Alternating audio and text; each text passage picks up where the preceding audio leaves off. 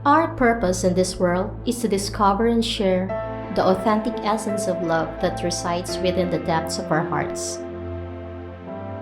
Our souls crave love, both to give and to receive, propelling us towards enlightenment. Dahil ngayon ay buwan ng pagmamahal, ang ating topic ay tungkol sa payak na kahulugan ng pag-ibig at pagmamahal, o ang mas kilala sa spiritualidad bilang unconditional love. Lahat tayo ay nakakaranas ng pagmamahal at ito ang pinaka-esensyal sa ating pamumuhay dito sa lupa. Taglay ng bawat isa ang pagmamahal at ito ay likas sa ating kalooban. Saan man tayo nabibilang na kultura, relihiyon, sosyedad at komunidad, ang pagmamahal ang pinakasentro ng ating pagkatao.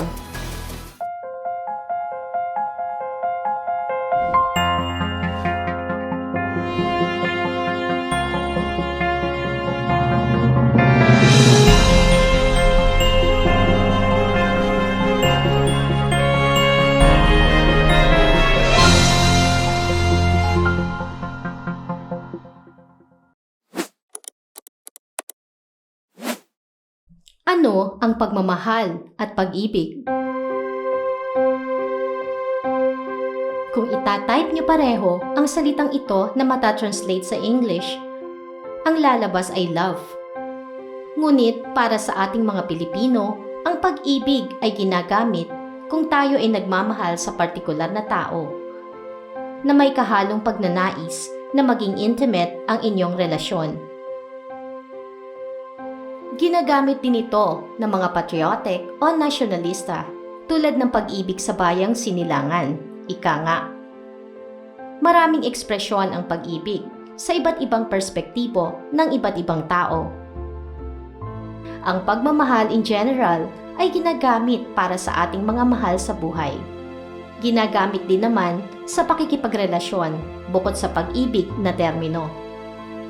Simply, love is an expression of how we care for someone or for somebody, family or other people, even pets, nature, country, and so on. Ano naman ang unconditional love? It simply means love without strings attached. Ito ang pag-ibig o pagmamahal na ibinibigay ng malaya o walang kondisyon o commitment. Ika nga, love without expectations. Kadalasan sa atin, kung tayo ay nagmamahal, ang same amount of love na ibinibigay natin ay dapat maibalik din sa atin. Bihira sa atin ang tumatagal magmahal na walang kapalit na pagmamahal sa taong ating ginugusto. Bihira din ang matyagang nagmamahal ng one-sided lang. Nasanay kasi tayo na bawat naibibigay nating effort ay natutumbasan din ng reward sa bandang huli. Or kung tayo ay nagmamahal, gusto lang natin na tayo lang ang minamahal ng ating mahal. Siyempre, hindi ka naman papayag na may iba pa itong mamahaling iba. Kung papasok ka sa isang relasyon ng pagmamahal, dapat may exclusivity. Ito ang tipikal na panuntunan ng pag-ibig at pagmamahal. Ang unconditional love ay kadalasang nararamdaman sa close family circle. Tulad ng pagmamahal ng ina sa anak o ng magulang sa anak. Mga pagmamahal na ibinibigay ng kusa at malaya. Dito pa lang natin nabibigyang kahulugan ang unconditional love. Ang pagmamahal na hindi nag-e-expect ng kapalit. Dahil natural sa atin na magmahal sa ating mga anak, magulang at mga kapatid. Kapag lumabas na sa intimacy of close family ties, posible na itong pagmamalasakit at pagmamahal ay may kapalit na ding same amount of love and care. Sa spiritualidad, sinasabing inborn sa atin ang unconditional love. Mapapansin nyo sa mga baby o toddlers pa lang, taglay nila ang innocent love, and this love is pure. It is called unconditional. Dahil sa pagdating natin dito sa mundo, dala-dala na natin ang pagmamahal na ito. Nababago lang ito unti-unti sa ating paglaki sa environment na ating kinalakihan. nahuhubog ang ating sarili ng ating pamilya, kultura, relihiyon, komunidad at edukasyon.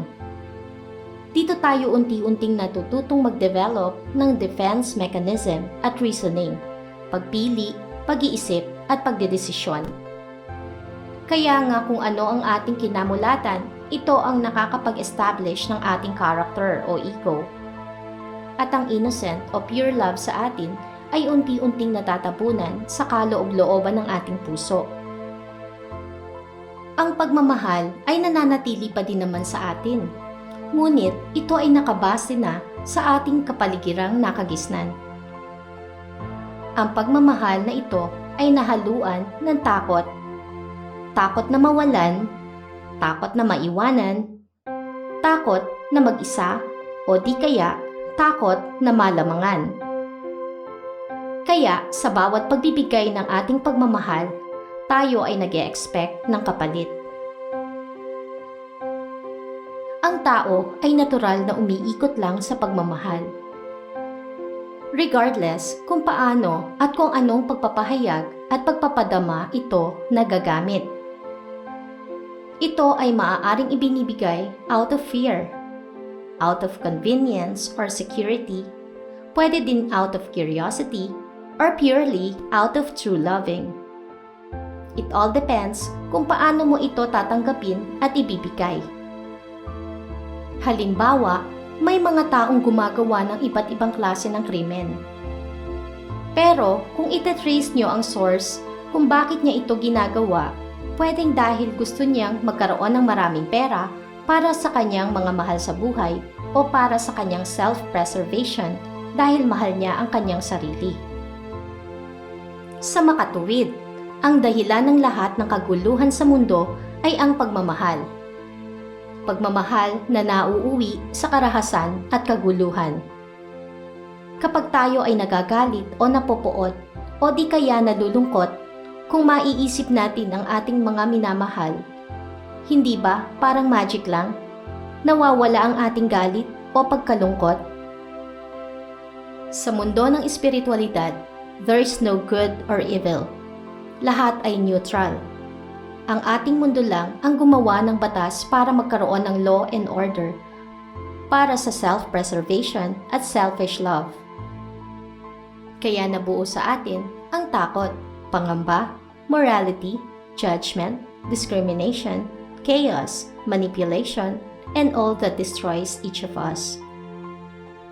Ito ang nakapag-divide sa atin sa ating true essence, ang ating unconditional love. We don't want to feel pain and suffering, but when you see the bigger picture, ang pressure ng mga ito, ang mga pangit na karanasan, ang hindi mahanap-hanap na kakontentuhan sa buhay, at ang detachment sa peace and harmony, ang nagpapagising sa atin upang maramdaman muli ang totoong pagmamahal na nasa kaloob-looban natin. Ang ating pure love, ang unconditional love. Narito ang 7 signs if you have attained unconditional love. Number 1, nakakaramdam ka ng compassion and empathy para sa iba. Nararamdaman mo na din ang pakiramdam ng ibang tao na dumaranas ng pagkabigo, kalungkutan, kawalan at karamdaman. Nakakadama ka ng habag at pagkaawa at nagkakaroon ka ng urge to help them and provide for them sa abot ng iyong makakaya. Number 2, masaya at willing kang magbahagi sa iba ng iyong talento para magsilbing inspirasyon at motivation nila para mailabas din nila at mai-express ang kanilang sariling abilidad. Number 3, naiisip mo na ang kabutihang loob at humility o pagpapakumbaba ang dapat mong pairalin na bukal sa iyong puso. Ang kabutihan ay hindi mo lang gagawin para ipakita sa iba, kundi gagawin mo ito ng taos sa iyong puso. Number 4, ayon nga sa isang matandang kasabihan, kung paanong gusto mong tratuhin ka ng iba, ganon din ang gawin mo sa kanila. And I'm sure, alam nyo na ang ibig sabihin niyan.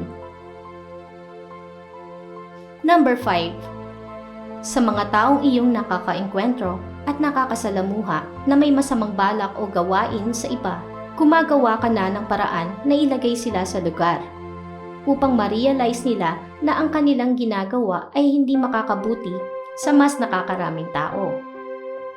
Haharapin mo ang ganitong mga klaseng tao na may paninindigan na hindi ka magpapadala sa takot dahil alam mong ang iyong ginagawa ay para din sa kanila at sa mga taong apektado nila. Number 6. Show concern not only to people but to your environment and or nature. Ang pag-aalaga at pagpapahalaga mo sa kalikasan at kapaligirang iyong ginagalawan ay isang form of expressing unconditional love. And number 7. Ang pagrespeto at pag-aalaga sa ibang life forms tulad ng animals and plants ay pagpaparamdam din ng tunay na pagmamahal. Malamang, marami pang ways and signs na hindi ko nailagay dito na naa-apply nyo na sa inyong buhay.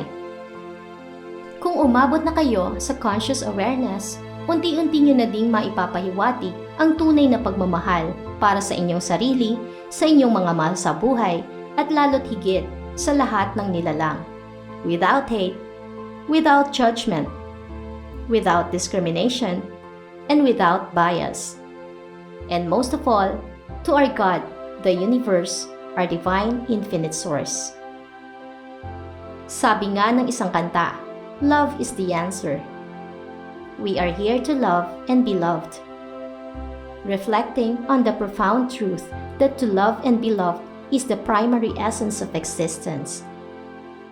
Sa mundong punong-puno ng complexities, love remains to be the purest and most essential aspect of our journey. Ito ang foundation kung saan natin binubuo ang ating mga relasyon, finding meaning, at ang experience of true fulfillment. Let's cherish every moment of love, both given and received, as it shapes the very essence of our lives. So, yun na lamang po muna. Happy Hearts Month, mga ka-MB. Peace, love, and light. Thanks for watching.